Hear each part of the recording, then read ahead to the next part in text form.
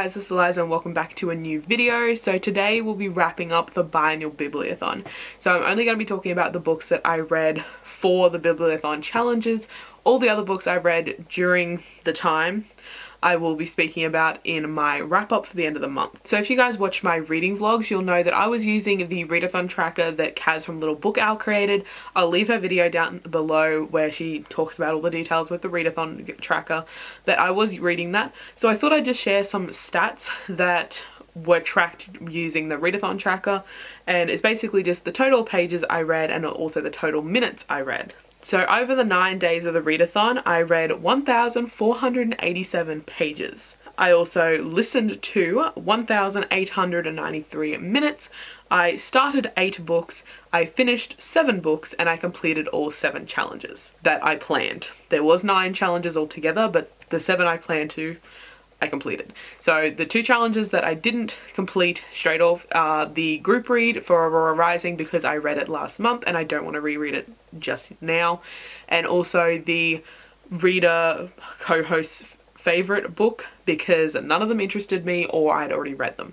So I skipped those 2 challenges, but the 7 challenges I planned I did complete. So we'll just jump straight into the challenges. So the first one was to read an adult book, and for this one I read The Mistletoe Murder and Other Stories by P.D. James. This is 4 short stories that are murder mysteries, and I didn't particularly like this book. It was boring, it was predictable. The only story that I enjoyed somewhat that legitimately felt like a murder mystery was the last one, but even it was predictable. Like, come on, you can't do a short story about a suicide when it's a murder mystery. Obviously it wasn't a suicide, so that was predictable as hell. Especially when you put the character that dies in a house with only those people, and, you know, of course we guessed who the fuck murdered them. Like, it was just very underwhelming. The whole suicide that's actually a murder thing can be done well, but usually in a scenario where there's other murders as well, because that makes it interesting. Whereas when it's by itself, if you label a book a murder mystery and then throw a suicide in there, we're gonna know it wasn't a suicide. Someone murdered them and set it up. So yeah, that was really annoying, but that was the only one that actually felt like a murder mystery.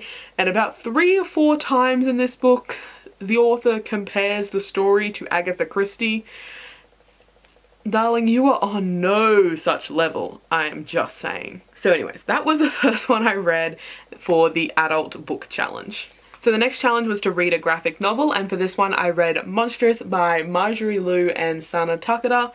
This one was pretty good. It was a little hard to get into.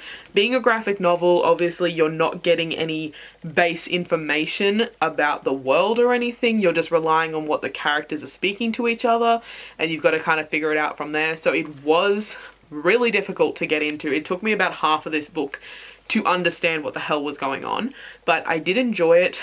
This is definitely well and truly on the adult side of graphic novels. There is a lot of very detailed gory violence, and there's also one bit at the start about shoving something up someone's vagina that should not be put up a vagina.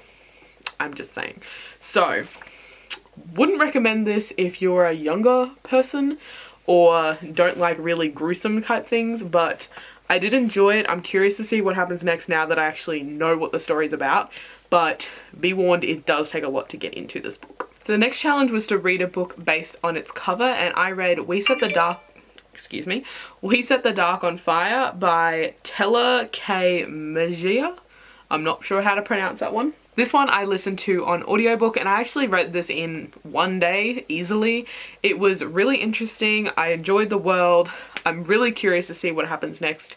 I can't remember exactly what rating I gave it. I'll try and put the ratings on the screen, but I said I did enjoy it. I think I gave it like a 4 or 4.5, something along those lines. Had a really interesting world. So yeah, I really enjoyed that one, and that was the one I read for the based on the cover challenge. The next challenge was a free choice, and for this one I read Grave Mercy by Robin Lefevers. This one I listened to on audiobook as well. I do have the physical copy, but I listened to the audiobook. This is a really interesting world and I enjoyed the characters, but the romance was very predictable and insta-lovey crap. Which I kind of expected because I have heard that about this book before. But as I listen to it on audiobook, I feel like that makes it a little bit easier to get through these really crappy romances that I don't like, because you're just listening, so you just kind of zone out when the romance stuff is going on and you're like, cool, that's over. Moving on. So yeah, that was definitely how I felt about this one, but I did enjoy it and I'm curious to see what happens next. But yeah, the romance, no. So the next challenge is to read a book from an author you've never read from before, and I read Hot Dog Girl by Jennifer Duggan. This is a contemporary YA romance situation. I was curious mainly because of the name, and it was pretty interesting, but the romance was, yeah. The romance wasn't good. It was super predictable and kind of harmful at times, and I didn't particularly enjoy it. I get the appeal, but it's not something that I enjoy personally, so yeah. But it was interesting. And again, I listened to this one on audiobook, which I feel makes it easier to listen to these crappy romances. The next challenge was to read a book that you're really excited for, but you never picked up. And for this one, I chose This Cruel Design by Emily Suvada. This is a second book to This Mortal Coil I read, I think last year, and I absolutely loved it. It was so freaking good, and I bought this one. I had it pre-ordered, so I got it as soon as it came out, and I never picked it up. So I finally did, and I freaking loved it. It was so damn good. I love this world. It is insane. The characters are really interesting. The only person I don't like is Cole, and I don't know, he just rubs me the wrong way. I don't know what it is about him, but I just don't like him. But besides that, I really enjoyed this book. There was less of the full-on romance that there was in the first book, which was my only dislike about the first book. There was a little bit in this one, but it was more questioning. Yeah, there's no real way I can describe this without giving away a plot point. So if you've read it, you understand the romance situation, but yeah, it was definitely less straight up romance and more part of the confusion and the plot than it was in the first book. So I really enjoyed that, but yeah, I love this one. And I also did read, I will mention this because it's with this series, but I didn't read it for any of the challenges, but I did read These Precious Scars, which is an ebook novella.